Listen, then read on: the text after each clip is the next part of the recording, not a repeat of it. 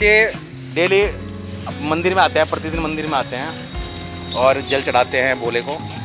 Guardian है, इनकी mummy है ये। और ये देखो, ये बच्चे को कितनी अच्छी शिक्षा दे रहे हैं कि हमें डेली मंदिर में आना चाहिए। इतने छोटे बच्चों को सिखाओगे ना, तभी बड़े होकर कुछ सीखेंगे ये। तो आपको ये कैसा लगा कि यहाँ पे आना कैसा लगता है आपको? ये बच्चों को कोई लेकर आते हो आप डेली? अच्छा लगता है, इनका मन लग गया यहाँ। मन लग गया तो ये अपना आप ही कहते हैं कि उनकी अपने आप से अच्छा। आप आते सुबह अपने आप खड़े हो तो रोने लगते हैं। अच्छा। जिद कर जाते हैं। देखो ये होती है, देखो श्रद्धा बच्चों के अंदर डालोगे तो भाई देखो आगे आपको दिक्कत नहीं होगी। बस इतने बड़े बच्चों में डालना शुरू कर दो भगवान के प्रति भक्ति श्रद्धा, तो ये हमेशा ऐसे ही रहेंगे। और ये कहते हैं कि जब हमारा वो निकलती है ना प्रभात फेरी, तो इनकी मम्मी बोल रही है कि वो ना कहते हैं नीचे चलो, जिद करते हैं जाने के लिए। बहुत अच्छा बेटे, वहाँ सब आज ऐसे ही बड़े रहो, ठीक है ना? और करो, है ना? जय श्री राम बोलो, बोलो जय श्री राम। अभी ना बोलना छोड़ सिखाना पड़ेगा, इन्हें साथ साथ भेजे करो हमारे। जय श्री राम। जय श्री राम। राधे राधे। राधे राधे बोलो। अभी बच्चे शर्मिले हैं, अभी ना खुले नहीं है हमारे से, और सारे बच्चे खुले हुए हैं, इनको भी खुलना है। नहीं मिला ना। ठीक है, जय श्री नमस्कार, जय श्री राम, हर हर महादेव। आज हम जिस टॉपिक पे बात करेंगे ना, वो देखो हमारा जो प्रभात फेरी है, श्री राम सुमिरन प्रभात फेरी। हमने नाम भी श्री राम के नाम से रखा क्योंकि श्री राम हमारे आराध्य हैं। तो उसमें हमारी जो प्रभात फेरी का जो टॉपिक होते हैं ना, वो हमारे प्रभु से रिलेटेड भी होते हैं, और जो हमारे जीवन में, जो हमारे सांसारिक जीवन में ज़रूरी हैं जो चीज़ें, उससे भी संबंधित होते हैं। तो उसी से संबंधित है आज का टॉपिक हम रखेंगे प्रभु की महिमा।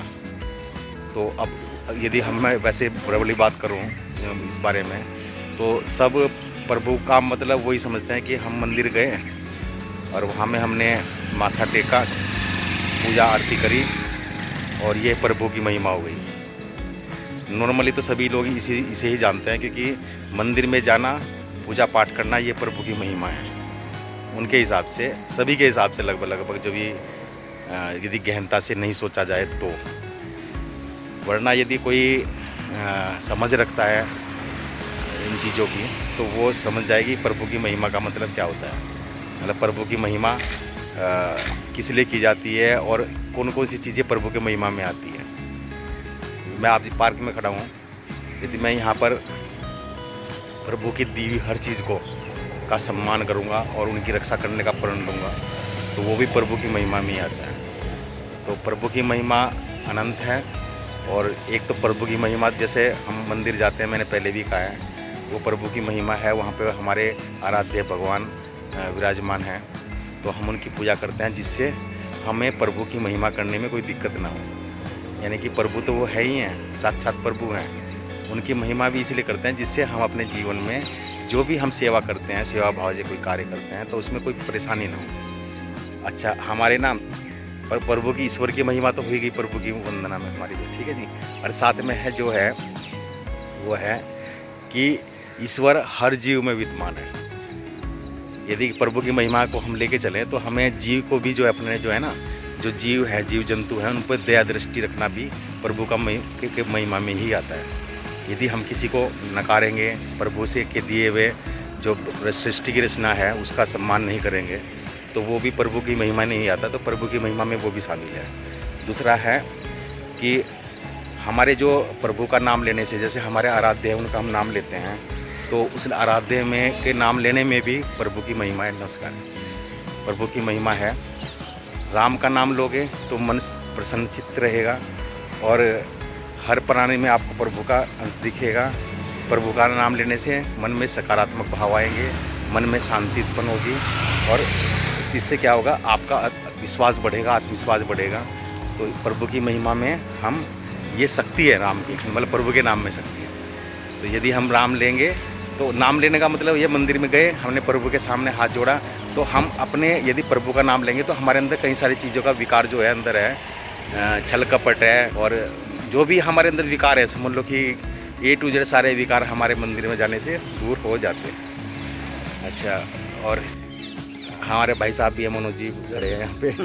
तो हम भाई साहब बात कर रहे थे कि प्रभु की महिमा क्या होती है। तो प्रभु की महिमा मैंने ये बता रहा हूँ कि प्रभु की महिमा मंदिर जाने से नहीं होती खाली, हमें प्रकृति जो प्रभु ने दिया है ना उसका भी सम्मान करना सीखना चाहिए। अभी जैसे क्रोध है ना, क्रोध है, अहंकार है, द्वेष है, ये सब चीज़ों का विनाश करना, ये भी प्रभु की महिमा में आता है ना जी। तो प्रभु की महिमा में हमारे कई सारी ऐसी चीज़ है जो प्रभु से जुड़ी हुई होती हैं, और वो हम कह सकते हैं कि यदि हमने उनका अपना विनाश कर लिया अपने अंदर विकारों का, तो वो सब प्रभु की जो महिमा में ही आता है। महिमा वाला हमने प्रभु की ही पूजा करी है, वंदना करी है, ठीक है जी।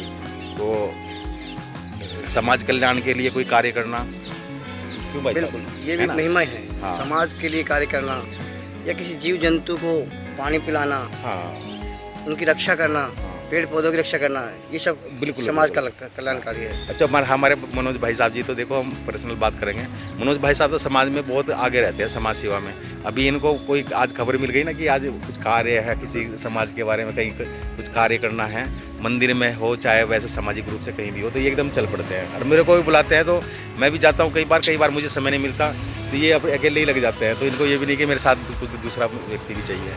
तो ये सब भी समाज कार्य करने भी एक लीला है। अच्छा भाई साहब, हम लोग जैसे मंदिर में आते हैं ना सुबह, तो मैं कहता हूँ कि ये हमारे अंदर जो भाव आते हैं यहाँ से आते हैं, हमारे मंदिर से। देखो मंदिर हमारे से आते हैं, ये सब भाव मंदिर से आते। यदि हम मंदिर में ना आए, हो सकता है कि हम सोते रहें 8-9 बजे तक, 8 बजे तक, 7 बजे तक, उसके बाद हम फिर वो चीज़ें ग्रहण न कर पाए जो हमारे अंदर है। क्योंकि हम जो बोलते हैं ना वो भी हमारे मन से निकली आवाज़ है, हम कोई स्क्रिप्ट लिख कर नहीं लाते कहीं से। मन से अंदर से आवाज़ आती है। हाँ, ये जो प्रभु की लीला है ना, ये मन अंदर से होती है, अंदर से होती है। यदि मान लो मैं, और देखो मंदिर जाने से नहीं, मंदिर तो हमारा एक माध्यम है, बाकी जो लीला है प्रभु की वो हमसे करवाता है। प्रभु ने देखो हमारे को जिम्मा सौंपा है। आज 231 दिन हो जाएंगे हमारे को भाई साहब, बिल्कुल है ना। 231 दिन से किसी चीज़ को लगातार करना भी कोई आसान काम नहीं होता, लेकिन भारी भी नहीं होता है। यदि हमने देखा है ना, यदि हम उसका नाम लेंगे ना तो सब कुछ आसान हो जाता है, बिल्कुल, है ना। तो आज प्रभु की महिमा पे ये प्रभु की महिमा ये भी है जो हम प्रभात फेरी कर रहे हैं। यही प्रभु की महिमा। और हमारे साथ एक स्ट्रीट डॉग चलता है, जम्बू नाम रखा है हमने उसका। वो कल भी आया था, वो आज भी आएगा, मिलेगा वहीं पे। वो क्या करता है, जब आरती हो हमारी प्रभात फेरी खत्म हो जाती है ना, तो वो आता है विवानता गेट से, दूसरे गेट से, और फिर उसके बाद आरती करते ही प्रसाद लेके और वो दूसरे गेट से आराम से चला जाता है। हमने बोल रखा है सिक्योरिटी गार्ड वगैरह को भी, भाई इसको कोई क्षति ना पहुँचाए, क्योंकि आराम से आता है, आराम से चला जाता है। तो आपको कह तो रही हैं ना, सोसाइटी में कोई दौड़ मचाता है वो। तो वो भी हमारी एक प्रभु की महिमाई का कमाल है कि वो हमारे साथ साथ आता है, इस लीला से जुड़ा हुआ है। प्रसाद हर लोग ही है हमारे बहुत सोसाइटी में, वो साथ जुड़ा हुआ है, वही जुड़ा हुआ है, अकेला, बाकी तो कोई नहीं है, इतना लगता है। तो ये हमेशा हमारे साथ रहता है, जब भी हम प्रभात फेरी लगाते हैं साथ रहता है। तो ये तो कुल मिला के ये कि यदि आप सात्विक रहोगे और आप प्रभु की महिमा जो हमने बताई है इस पर ध्यान दोगे, प्रकृति के ऊपर जो ईश्वर ने बनाया है, तो ईश्वर आपका हमेशा साथ रहेगा, क्योंकि हमारे साथ भी रहते हैं, हमें आभास होता है। बिल्कुल, ये बात तो मन में है, तो आभास हमें पता लगता है। कहीं ना कहीं हमारी अंतरात्मा को और हमारे व्यवहार में कब जो आती है, जो चेंज आता है, जो हम किसी से वार्ता करते हैं उसमें बहुत चेंज आया है। हमारे कई सारे विकार अंदर के खत्म हो गए हैं। जैसे कहते हैं ना कि भाई साहब कहते हैं ना कि जब आदमी के अंदर कोई विकार आता है ना, जैसे बीपी की प्रॉब्लम है तो उससे सारी बीमारियां शुरू हो जाती हैं, शुगर है उससे सारी बीमारियां शुरू हो जाती हैं। तो आप ये 2 चीज़ पर कंट्रोल कर लोगे, मेरे ख्याल से कभी कोई बीमारी होगी नहीं। मतलब ही नहीं, ये अपनी सोच है, बाकी कोई बीमारी नहीं होगी, कोई बीमारी होगी। क्योंकि क्या होता है कि जब विकार कोई अंदर होते हैं ना, तो वो किसी एक छोटी सी चीज़ शुरू होते हैं। यदि हाँ देखो स्ट्रीट डॉग भी आ गया हमारा, जम्बू आ गया है, तो कोई छोटी सी चीज़ से शुरू होते हैं वो विकार, और करते करते वो बड़ी रूप ले लेते हैं। यदि मुझे कोई बीपी की बीमारी, यार मैं दवाई ना लूँ, दवाई देखो दवाई से अच्छे से हमारी ये दवाई है जो हम कर रहे हैं ना, ये दवाई लेनी चाहिए, ना कि किसी। हाँ जी, देखो ये आ गया है हमारा नाम सुनते और कैसे हो, ये देखो ये एक प्रभु की महिमा है। ये अपना भगा चला है, अपना हमारे पास आ गया, ये है प्रभु की महिमा। तो ये हम तो आज बात करेंगे, देखो हम करते हैं सात्विक बातें सारी और प्रभु से जुड़ी बातें, हमारा काम ही है। तो जिससे हम लोगों को जागरूक कर सकें समाज के प्रति, सामाजिक, हम चाहते हैं सभी जागरूक हो, धर्म में रुचि लें, देशभक्ति में रुचि लें। तो अब प्रभात फेरी का समय आ गया है, हमारा जम्मू भी आ गया है, अब चलते हैं सभी लोग। चलो जी चलो। ये भाई साहब ये याद कर रहा है उनको, डॉक्टर साहब को याद कर रहा है। डॉक्टर साहब जी कहाँ पे हो भाई साहब, अब कुछ फ़ोन तो कर ले करो जम्मू को। ये रोज आज को पूछता है कि डॉक्टर साहब कहाँ गए। डॉक्टर साहब को रोज याद करता है जम्मू, डॉक्टर साहब कहाँ गए। तो डॉक्टर साहब मेरी आवाज़ सुन रहे हो तो इसको भी थोड़ा फ़ोन करके बात कर ले करो इससे थोड़ी बहुत, ठीक है जी। जय श्री राम, हमारे चलते हैं, चलो। कहीं न भगवान की सारा दुनिया छोड़ करके मेरे में लगे रहो, हाँ नहीं। और सबसे बड़ा कह दिन कर रहे हैं कि सबसे बड़ा गृहस्थ आश्रम है, उससे बड़ा कोई आश्रम नहीं है। अपने बाल बच्चे को, समाज को देखते हुए कहा गया है स्तुति में कि एक घड़ी आधो घड़ी, आधो में पुनियाद, तुलसी संगत साधु के हरै क्रोध अपराध। एक तीर को 10 भाग कर दीजिए, कितना बचेगा एक भाग? उतने में अगर आप भगवान का नाम ले लेते हैं, लेकिन ये हम भगवान का सुमिरन करते हैं तो आपके बेड़ा पार है, इसमें कोई संदेह नहीं है। प्रबल प्रेम के पाले पड़ के प्रभु का नियम बदलते देखा, अपना मान भले टल जाए पर भक्त का मान न टलते। भक्त के ऊपर दुख आता तो भगवान रोते हैं, उनके आँख से आंसू आता है। सुदामा जी कितने दिक्कत थे, लेकिन श्री कृष्ण कहीं भिक्षा भी मिलता था उनको, थक गए या लेट गए, दलिद्रा महारानी छूट दिए, सब राख हो गया, लेकिन फिर भी परमात्मा का नाम नहीं छोड़े। राम कृष्ण कौन एक ही न है? अयोध्या में आदर्श धारी बना और वही ब्रज में वो लीला बिहारी बना, वही है राम, वही राम है, वही कृष्ण है। हनुमान जी कौन है? राम जी के भाई हैं, हनुमान जी राम जी के भाई हैं, लेकिन सबका अलग अलग बटा हुआ है। हम जितने हैं एक ही पिता है। आपके घर में बाल बच्चे हैं, उसके आप पिता हैं ना? बिल्कुल जी। हमारे जो बाल बच्चा उसका पिता हम हैं। हाँ। लेकिन संसार में जितने जीव जंतु जो भी हैं, सबका पिता एक ही ऊपर है। में।